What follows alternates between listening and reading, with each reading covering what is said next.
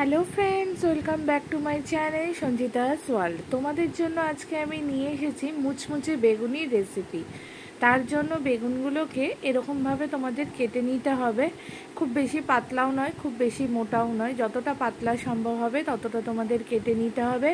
আমিও বেগুনগুলোকে খুব সুন্দরভাবে কেটে নিয়েছি। আর সবসময় মাথায় রাখতে হবে যে বেগুন ধুয়ে কাটতে হবে, কাটার পরে কিন্তু ধোয়া যাবে না। যাই হোক, তো এবারে ধুয়ে আমি বেগুনগুলোকে কেটে নিয়েছি। এবার ভালো করে নুন হলুদ মাখিয়ে নিচ্ছি। প্রতিটা বেগুনের মধ্যেই সুন্দরভাবে নুন হলুদ মাখিয়ে নিয়েছি। এবারে আমি এখানে বেসন আর কর্নস্টার্চ নিয়েছি। এই দিয়ে আমি একটা সুন্দর ব্যাটার তৈরি করব, যেটা দিয়ে আমি বেগুনি ভাজবো। তার জন্য একটা স্টিলের পাত্র নিয়ে নিয়েছি, যার মধ্যে আমি বেসন দিয়ে নিচ্ছি। এখানে আমি মোটামুটি 3 থেকে 4 চামচ বড় টেবিল স্পুনের মতো বেসন নিয়েছি। আর দেখতে পাচ্ছ ওপর দিয়ে কর্নস্টার্চ পড়ছে। আমার ছেলে পাশেই দাঁড়িয়ে আছে, ছোট্ট পাটা দেখতেই পাচ্ছ। ও কি করছে বলো তো, ও চামচ করে নিয়ে ওর মধ্যে দিয়ে দিচ্ছে। যাই হোক, 1 চামচ কর্নস্টার্চ আমি মিশিয়েছি। আর আমার কাছে চালের গুঁড়ো ছিল না, তাই আমি গোবিন্দভোগ চাল ভিজিয়ে রেখেছিলাম। সেই চাল, আদা আর কাঁচা লঙ্কার একটা পেস্ট বানিয়ে দিয়েছি। একটু লিকুইড বানিয়েছি, কোনো অসুবিধে নেই, কারণ হচ্ছে এই বেসনটার মধ্যে সেই লিকুইডটাই আমি দিয়ে নেব। আমি আদার্স কোনো আগে জল ব্যবহার করব না, পরে জল লাগলে সেটা অ্যাড করব। এখানে আমি সামান্য পরিমাণে নুন দিলাম। আর এখন আমি কালো জিরে অ্যাড করছি।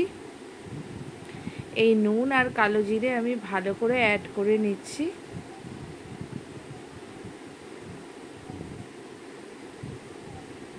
আর এইখানে দেখো বন্ধুরা, আমি কড়াইটা বসিয়ে নিয়েছি।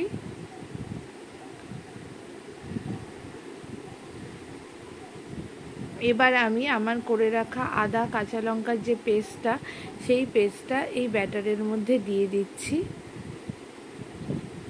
ভালো করে বেসনের সাথে আদা কাঁচা লঙ্কা আর চালের যে পেস্টটা, সেটা ভালো করে মিশিয়ে নিচ্ছি। আর এখানে আমি নিয়েছি ওই 25 গ্রামের মতো পোস্ত দানা। পোস্ত দিলে বেগুনিটা খেতে অনেক বেশি ক্রাঞ্চি হয়, তাই ঘরে যদি পোস্ত থাকে তাহলে তোমরা ব্যবহার করতে পারো পোস্ত দানা। এবার পোস্ত দানা দিয়ে ভালো করে মিশিয়ে নিয়েছি। আর মিক্সির বাটিতে যেইটুকু ছিল, মিক্সির বাটিটা ধুয়ে সেই জলটা আমি এর মধ্যে অ্যাড করে দিয়েছি। প্রথমেই বেশি জল দেবে না, প্রথমে অল্প অল্প করে জল দিয়ে মিশিয়ে নেবে। যাই হোক বন্ধুরা, একটা সুন্দর ব্যাটারের তৈরি হয়ে গেছে। এটাকে মোটামুটি 10 মিনিট রেখে দিয়েছিলাম।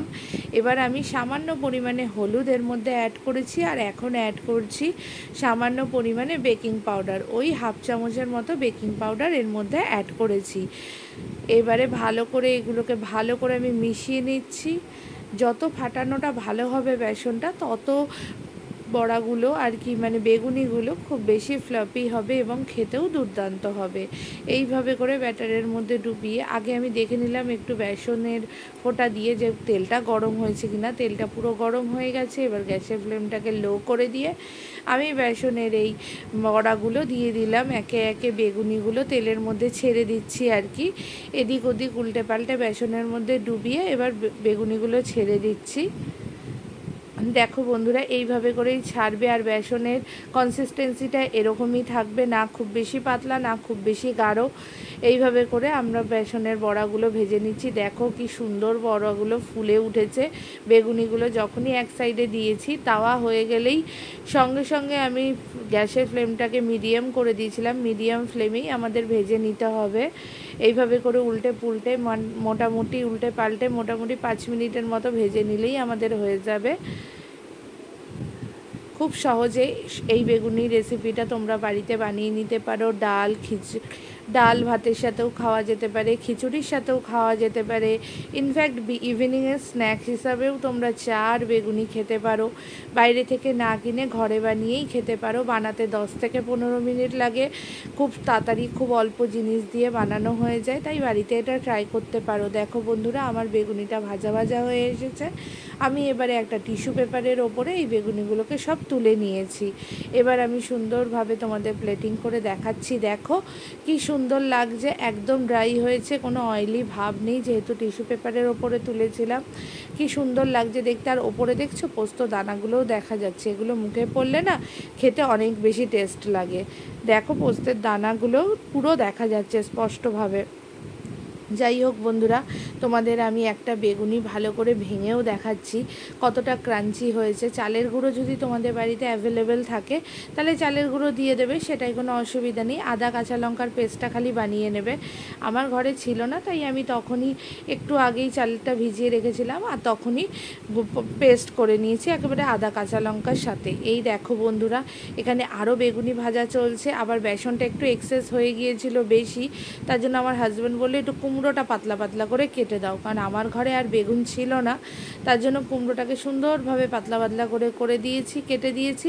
এখন দেখো আমার কর্তামশাই লেগে গেছে, আমি কুমড়ো নিচে বসে বসে কেটে দিচ্ছিলাম ওকে, তার জন্য ও বলল যে দাও আমিই ভেজে দিচ্ছি। তার জন্য ও ভাজছে দেখে আমি ভাবলাম এই ভিডিওটা তোমাদের সাথে শেয়ার না করলেই নয়, তাই তোমাদের সাথে শেয়ার করতে আসলাম। ও খুব ভালো রান্না করে, আর প্রথম দিকে তো আমি রান্না করতে জানতাম না, ওর থেকে আমি অনেক কিছুই শিখেছি। এখন ও আমার সাথে সাথে অনেক সময় রান্না করে, কিন্তু বাচ্চা ছোট তো তাই দুজনে একসাথে রান্নাঘরে আসতে পারি না। ও থাকলেও বাড়িতে ছেলেকে সামলাতে হয়। কিন্তু আজকে যেহেতু দুপুরবেলা লাঞ্চে ছিল ডাল, আলু সেদ্ধ মাখা আর হচ্ছে বেগুনি আর এই কুমড়োর বড়া, তার জন্য ছেলে ঘুমিয়ে পড়ার পরেই আমরা এগুলো ভাজতে এসেছিলাম, যার জন্য দুজনে মিলেই একসঙ্গে যৌথ প্রচেষ্টায় রান্নাঘরের কাজকর্ম সারছিলাম আর কি। তো যাই হোক, কুমড়োর পকোড়াগুলো দেখো ভাজছে, কি সুন্দর ফুলো ফুলো হচ্ছে, দারুণ ফুলেছিল পকোড়াগুলো, আর ভাজাটা খেতেও দুর্দান্ত সুন্দর হয়েছিল। তোমরাও ভিডিওটা শুরুর থেকে শেষ অবধি স্কিপ না করে দেখো। তোমাদের ভালো লাগলে ভিডিওটা লাইক করো, কমেন্ট করো আর চ্যানেলটাকে সাবস্ক্রাইব করো, আর পাশে থাকা বেল আইকনটা প্রেস করে দিও নতুন নতুন ভিডিওর নোটিফিকেশান পাওয়ার জন্য। এই কুমড়োর পকোড়াটা এই ব্যাটার দিয়েই বানানো হয়ে গেছে, তাই ব্যাটারটা যদি তোমরা শুধু কুমড়োর পকোড়া বানাতে চাও এই ব্যাটারটাই তোমরা বানিয়ে নিতে পারো। ভালো লাগলে ভিডিওটা লাইক আর সাবস্ক্রাইব।